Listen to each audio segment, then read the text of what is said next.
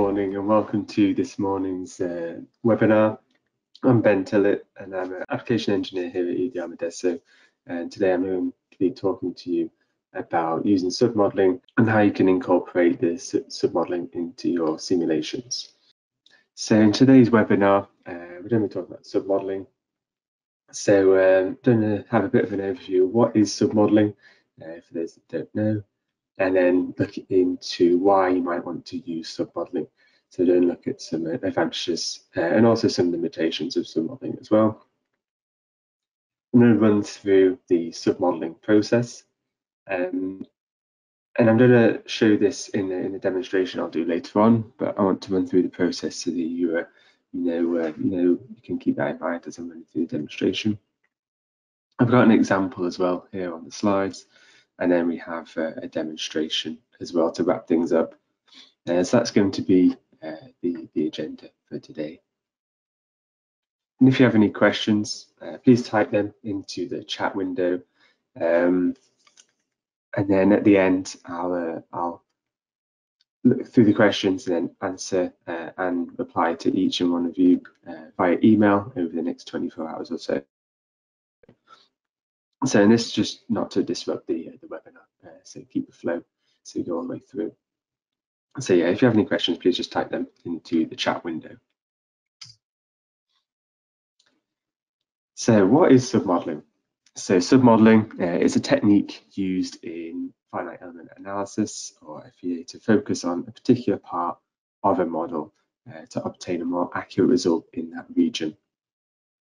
So you start off with a large model and calculate a result on that full model, and looking at the results you identify an area of interest, and this could be a stress concentrator or something like that.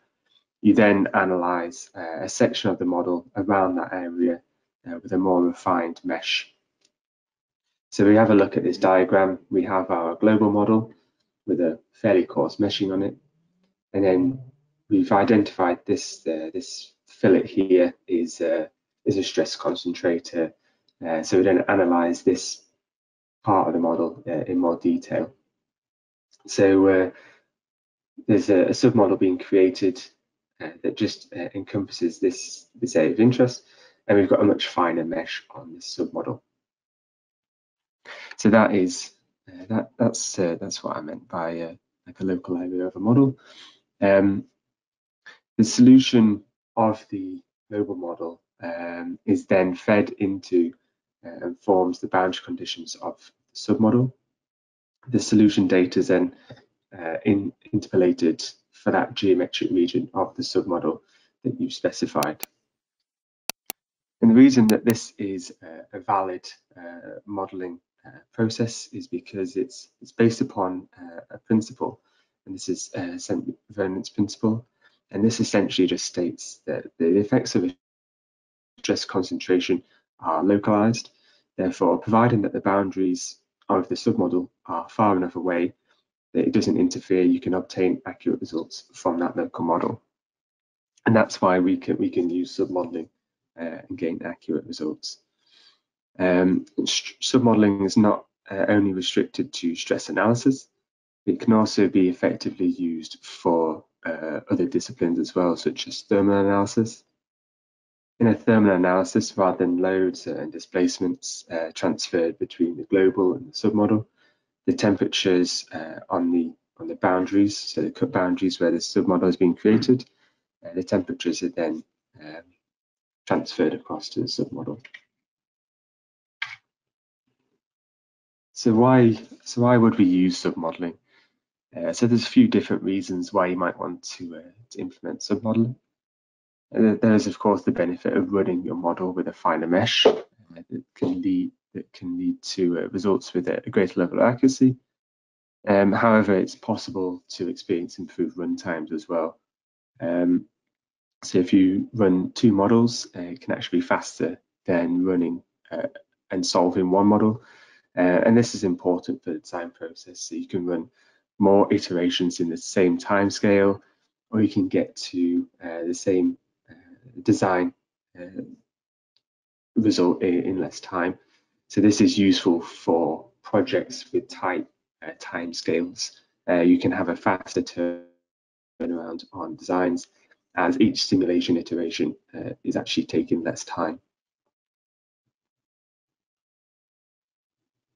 The smaller model allows you to navigate computational bottlenecks. So as a user, you might have limited compute resource, so you need to find a way to work around that limitation, as you might not have access to a larger cluster and just throw the model on that. So having a smaller model allows you to achieve the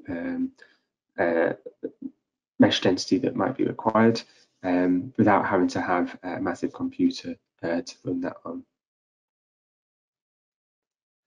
And finally, design exploration. So you can explore different designs, you can experiment with geometric features such as fillets and rounds, chamfers, that you might have to defeature in a larger model. So if you were to run a global model, you might have to get rid of these features. So you can't experiment with how changing the radii from 2 mil to 5 mil affects the stress in certain areas. So using a submodel, you can explore this and see how that affects the results. And of course, there's limitations associated with submodeling. The first being that the submodel must be solid or shell elements. So if you have beam elements in your model, these can't be included in the submodel. You would have to have them as solid or shell elements.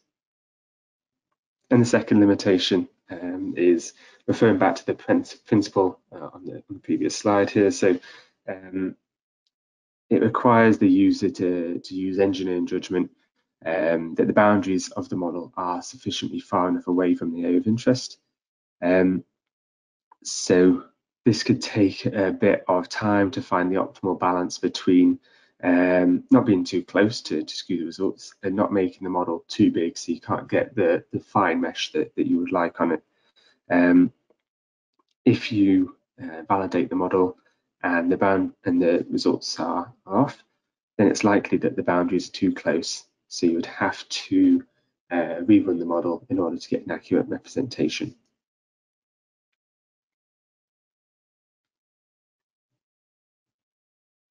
So the submodeling process, so as I mentioned earlier, I'm going to run through this process when I run through the demo later on. But I just wanted to outline it so you can see the process and be thinking about that as I'm demonstrating this later on. So the first step is to set up and create a larger global model and then run the analysis on that.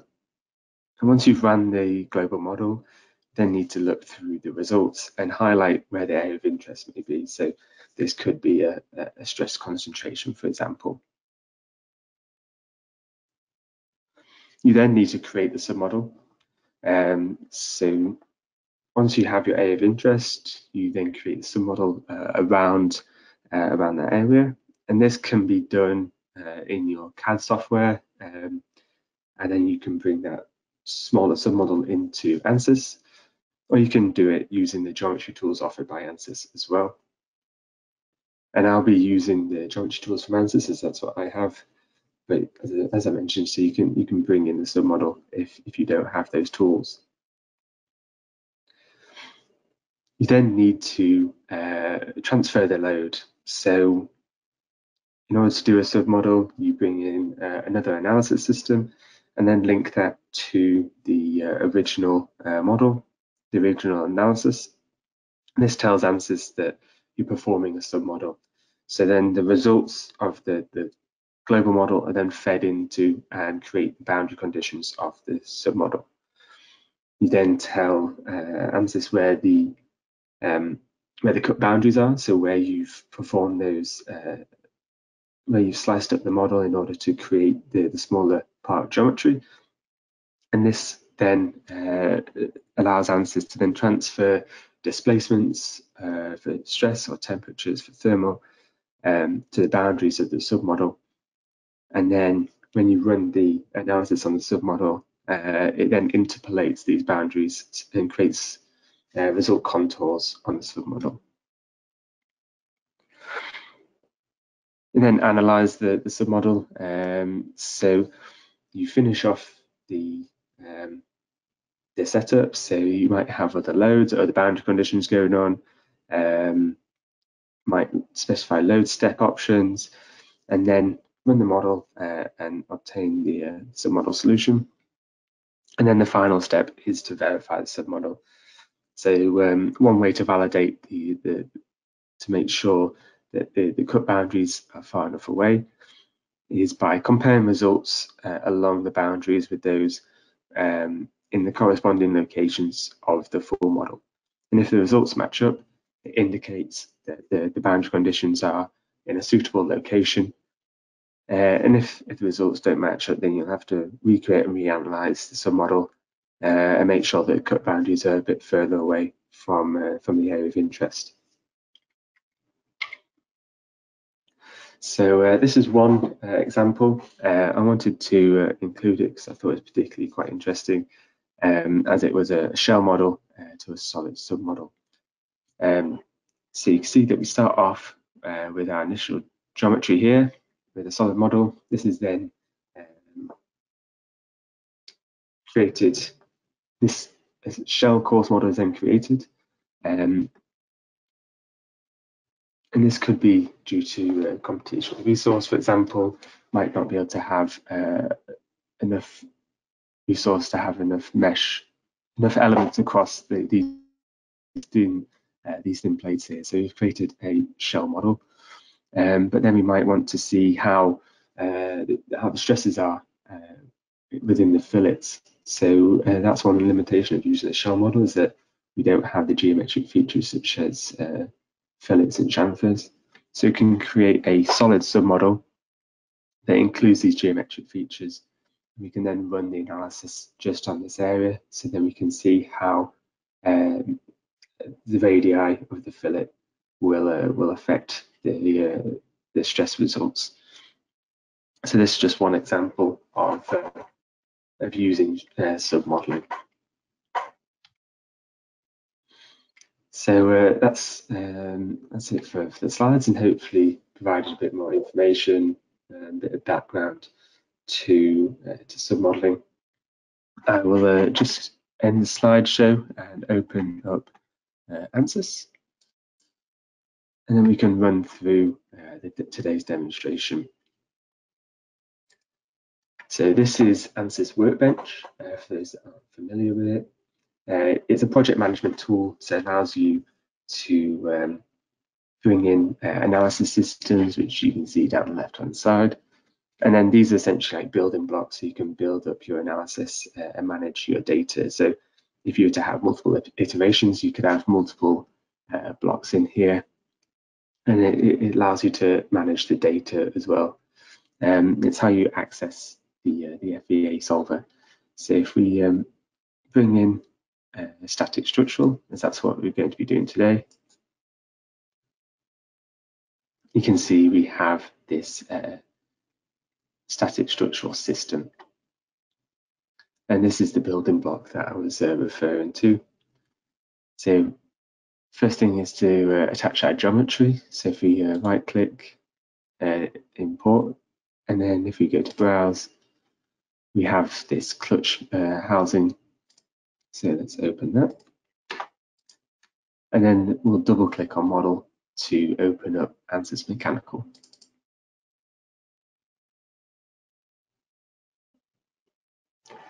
You can see just down here in the bottom left hand corner, we have just an indication that it's just loading. And this usually takes a minute or two just while it's checking licensing and that kind of thing, bringing in that geometry file. So this is the mechanical application. So you have the main graphics window where our geometry will appear when it's being imported.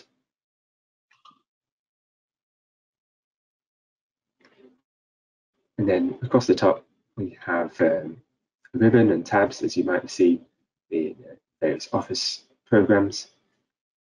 And on the left-hand side, we have the outline window and we have the model tree. So we usually work down these branches. And then we have the details window that just provides a bit more information on the selection of the model tree. So if we were to select meshing, you can see we get some more details there. So you can see the geometries come through now. So we have this clutch housing, and it's been bolted to this framework. So we're just going to do quite a simple analysis just for today.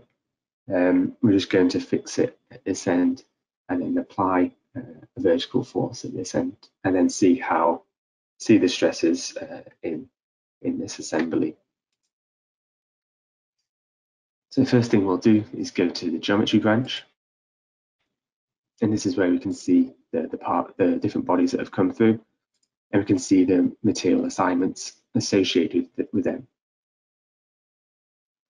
So by default, I've got it set to structural steel, and this will do for most of the bodies, but the clutch housing itself could possibly be aluminium. So we can just change that quickly if we go to the assignment and expand that out, and then just search for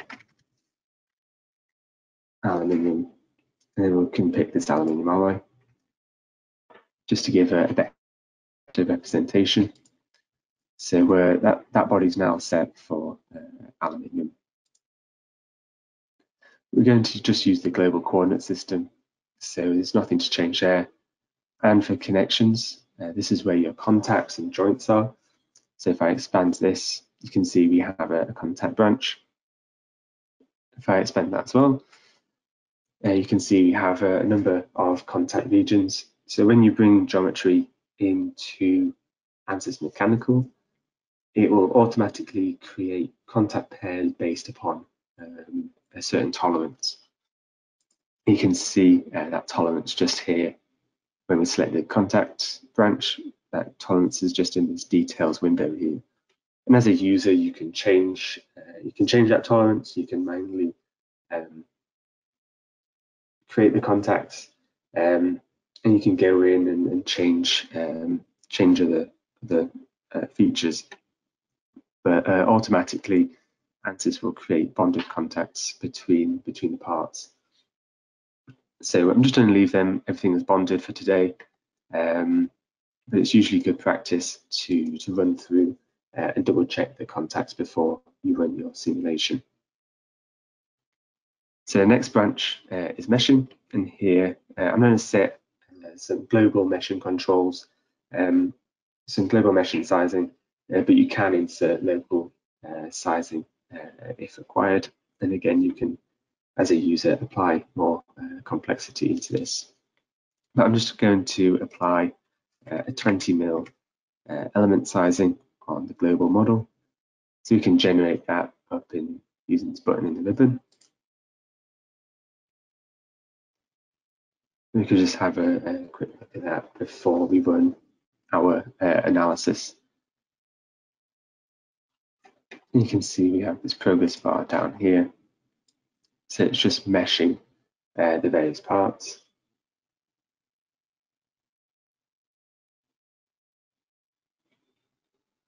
And this usually takes just a minute or two. So it's done a surface meshing, as you can see on the graphics, and that's just finishing off the volume meshing.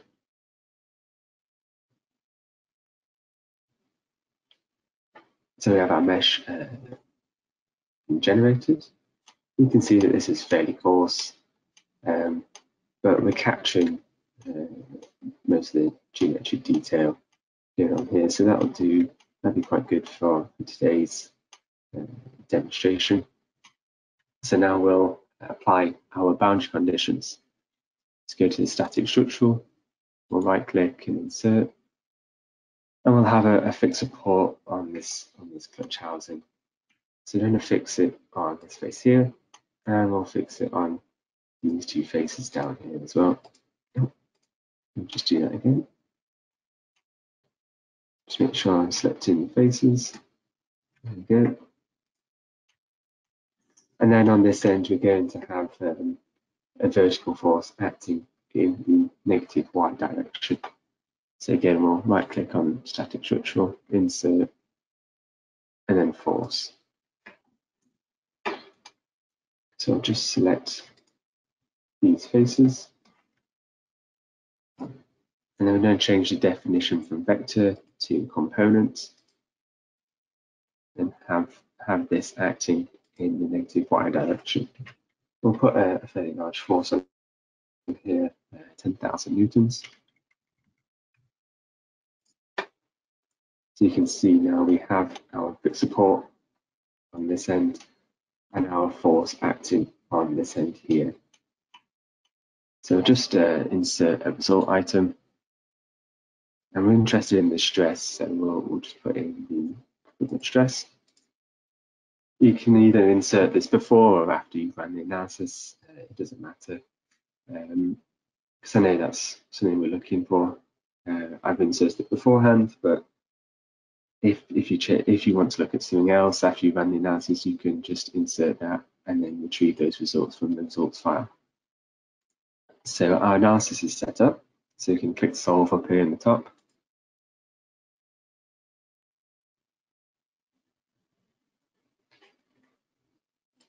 And it's just building that mathematical model, and then it will begin to solve it shortly.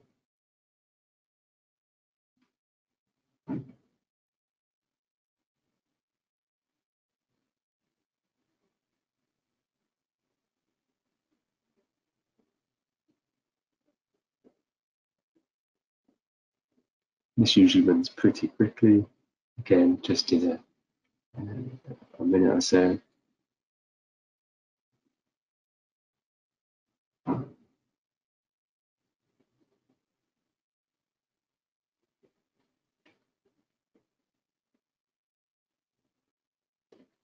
So it's solved, and now it's just writing the results file, so then we can then view those results.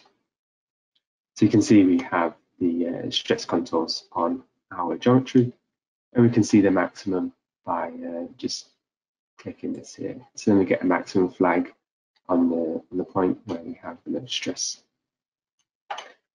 And if we just spin this around and zoom into this area, you can see that our maximum stress is on this radii of this framework here. So that's where we're going to submodel today. So we'll cut out this corner of this frame, and then we'll run this again in the submodel with a finer mesh, so then we can see what the results are. So then go back to Workbench. I'm just going to refresh this. So this just updates and says that the analysis is run and we've got results. And this is important because if you remember back on the slides, I spoke about transferring the results from the course model to the submodel. So then bring in another analysis system, so you can just double click on that, and we get our second system. I'm just going to name them, so just so we don't get confused. So this is going to be our full model, and this is going to be our submodel. And then I'm going to link them by bringing the solution into the setup. And then I'm going to bring in the geometry. So I'm just going to use the same step file, but I'm going to use the geometry tools from Ansys called SpaceClean in order to chop up and create our local area. As I mentioned in the slides, you could bring in a step file from your or a geometry file from your CAD programs, whether that's SolidWorks, Siemens NX, or CATIA. You can also do it externally as well. So let me just attach the geometry to the import and select the step file again. And I'll just double click on the geometry branch this time to open up SpaceClean.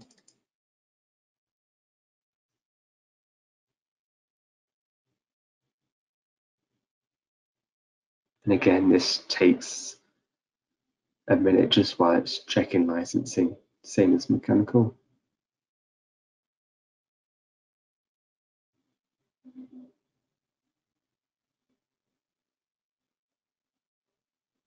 and it'll import the step file as well. So this is Space Claim application, and then you can see that it's now importing this step file.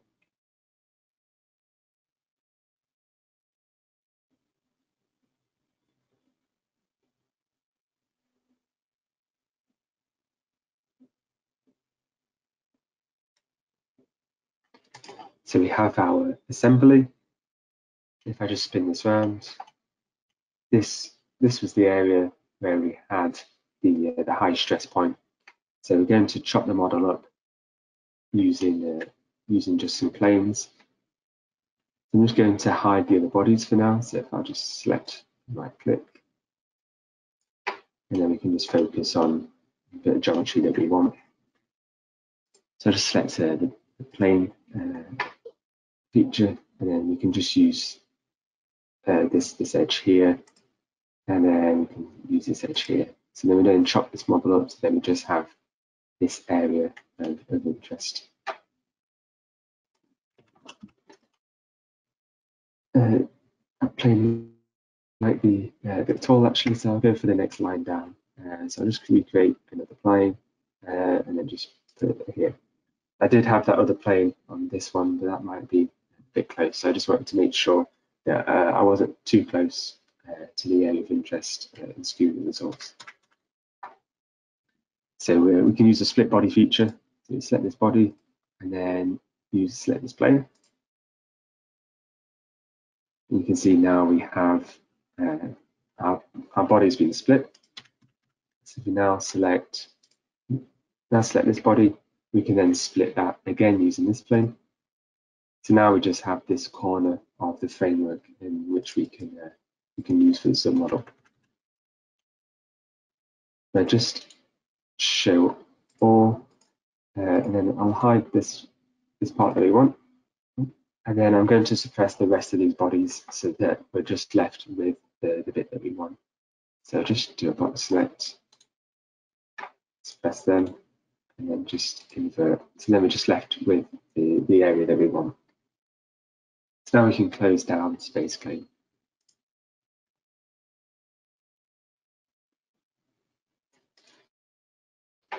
So we have our geometry and our solution is coming through into Submodel. So we can double click on the model branch and open up Mechanical. So this is going to open up a second window of Mechanical for our submodel.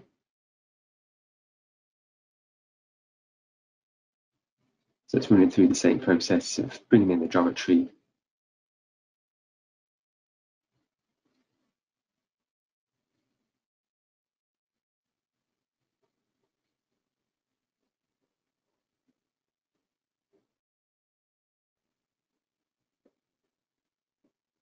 So again, we have the mechanical application. And it's just going to import that geometry from Space Claim. So you can see we just have this corner of the framework now.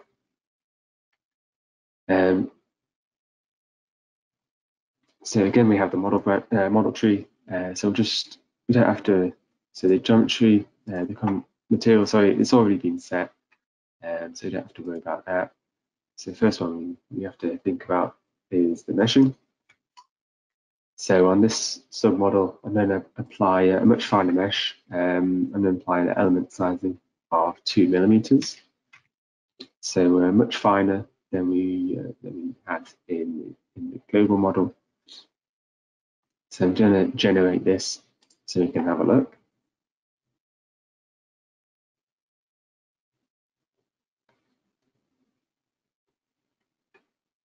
You can see that this is much denser compared to our global model. So that's good. That's what we want when we're submodeling. And then now under static structural branch, you see that we have this submodeling tab, this submodeling branch, and this is because of that connection we made to the full model. So as I mentioned in the slides, this is where we're going to set up our boundary conditions. So if you select submodeling and then right click and insert cut boundary constraint. This is how we transfer, this is how we set up the boundaries for the submodel. So we just go on geometry selection, and then we select the faces that we created by cutting up the geometry. And also it's important to select this one. So first time I ran through this analysis, I actually meshed this face off, so I was getting skewed results. And I couldn't work out what it was, and then I realised that this is actually an actual boundary as well. So even though we didn't cut this, this is an actual boundary, so it's important to select this face as well. Otherwise, our results will be a bit skewed. So now we've selected our boundaries, we can apply. We can then right-click and import the load.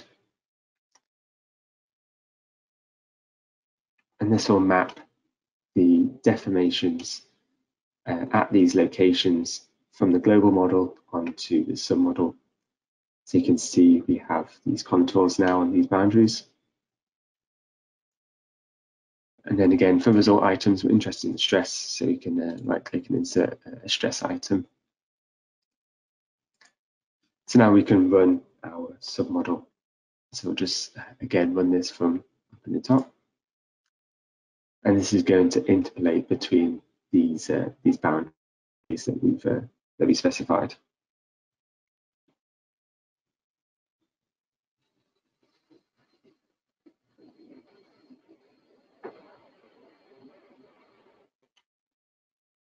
So we have our stress result, and you can see we're having we've got a much higher stress here in the submodel, and allows us, and this is the benefit of submodel, we can increase that mesh density so we can get a more accurate result. So I mentioned on the slides about validating the result. So we can do this is using this probe tool here, and we can just probe off just a few regions along the boundaries. And we can compare that to the global model.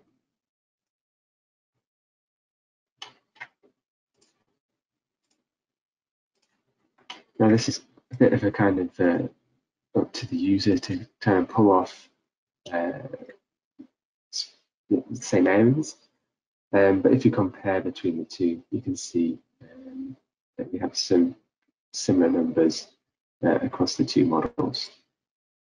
So a more accurate way of doing this would be if you had certain points, you could then scope results to those certain points across the two models, just to make sure that you're looking at results in exactly the same locations. So that would be a better way of comparing the results between the submodel and the global model. So go back to slide to just summarize. Let's just back at the slideshow.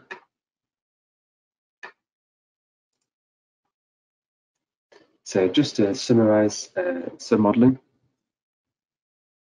So it's a technique in FEA, and you just focus on a particular area of a model to obtain more accurate results in that region. So you start off with a large model and compute the results on that entire model, and then you then highlight an area, increase the mesh density in that area, and then look at the results on that refined mesh of your area of interest.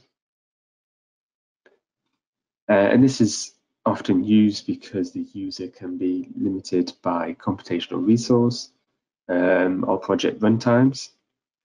So in order to meet project deadlines, a user might have to run a coarser mesh than desired, just to make sure that the model solves within those particular deadlines. And I mentioned earlier that it can actually be faster to run two models, to run a coarse model and a submodel, It can be faster than running just a single full model. So, for example, for that demo model that I just showed you, I calculated the runtimes of running the global model with a coarse mesh, such as 20 millimeters, and the submodel. And then I also looked at the runtime if I was to run the global model with a 2mm mesh on over the whole geometry. So the total time for meshing and solve for the global and submodel was about 2.5 minutes, whereas when I ran a 2mm mesh on the full framework, it was about half an hour. So it took much longer to run just that one analysis. So previously I spoke about kind of running more iterations. So if we were running the submodel, we could run a lot more iterations in the same time it took us to run just that one full model. So submodel must be built up from solid or shell elements. If you've got beam elements in your global model, then these beam elements cannot be included in the submodel, and you'll have to either include the solid geometry for that area of the submodel. And submodeling, it can be used to experiment different designs.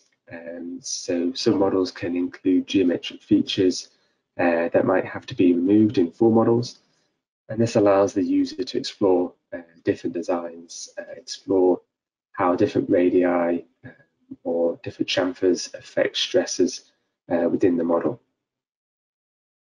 So I hope this webinar has been useful and been of interest.